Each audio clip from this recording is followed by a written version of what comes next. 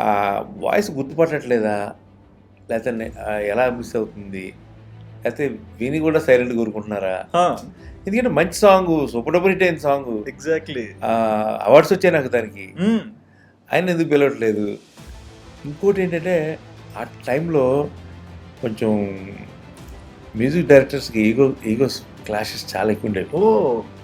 ఈ సంభవం అంటే ఇక్కడ పాడిన టీం అక్కడ పాడేవారు కాదు, అక్కడ పాడిన టీం అక్కడ పాడేవారు కాదు, పిలిచేవారు కాదు.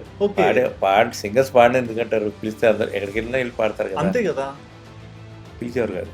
ఓకే, ఏదో నడిచేదబ్బా. But how do you feel sir? తెలియని టాలెంట్ లేని వాళ్ళకి గుర్తింపు రాకుండా ఓకే నా దగ్గర లేదేమో అనుకోవచ్చు, బట్ ఒక సక్సెస్ రేషియో చూస్తున్నారు, మీ పాటలు మార్కెట్ ఎట్లా సేల్ అవుతున్నాయి, ఎంతమంది క్యాసెట్స్ కొంటున్నారో కూడా మీకు తెలుస్తుంటుంది.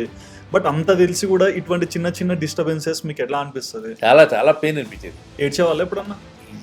అది కామన్, ఏడుపు అనేది మూమెంట్ వస్తుంది నాకు, అదే ప్రాబ్లం. Very emotional.